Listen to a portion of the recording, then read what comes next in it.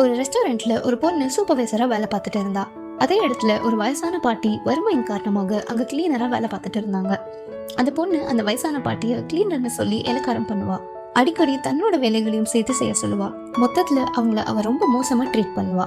ஆனாலும் அந்த பாட்டி வேலை போயிடுமோன்ற பயத்துல எல்லாத்தையும் பொறுத்துக்கிட்டாங்க. ஒரு நாள் அந்த பொண்ணு பயங்கர காஸ்ட்லியான லேட்டஸ்ட் மாடல் ஐபோன் வாங்கிட்டு வந்து தன்னோட ஃப்ரெண்ட்ஸ் எல்லாத்துக்கிட்டையும் ரொம்ப பெருமையா காட்டிட்டு இருந்தா. அப்போ அந்த பாட்டியும் ஆர்வமா வந்து பார்த்தாங்க. என்ன பாக்குறீங்க, நீங்க உங்க வாழ்நாள் ஃபுல்லா சம்பாரிச்சா கூட இந்த மாதிரி போன்லாம் உங்களால வாங்கவே முடியாது அப்படின்னு சொல்லி அவங்கள காயப்படுத்தினா.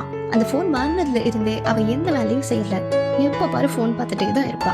வழக்கம் போல ஒரு நாள் அவ நல்லா போன்ல சத்தமா வச்சு இன்ஸ்டாகிராம்ல ரீல்ஸ் பார்த்துட்டு இருந்தா. அங்க திடீர்னு அந்த ரெஸ்டாரண்டோட மேனேஜர் வந்துட்டாரு.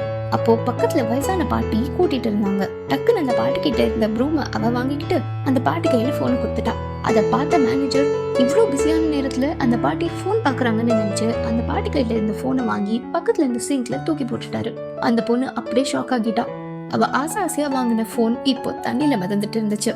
கர்மா இஸ் அ பூமராங். பிறர்க்கின்னா முற்பகல் செய்யும், தமக்கின்னா பிற்பகல் தாமே வரும். நம்ம யாருக்காச்சும் வேணும்னே கெட்டது செஞ்சு சந்தோஷப்பட்டோம்னா அந்த கெட்டது கண்டிப்பா நமக்கே வந்து சேரும்.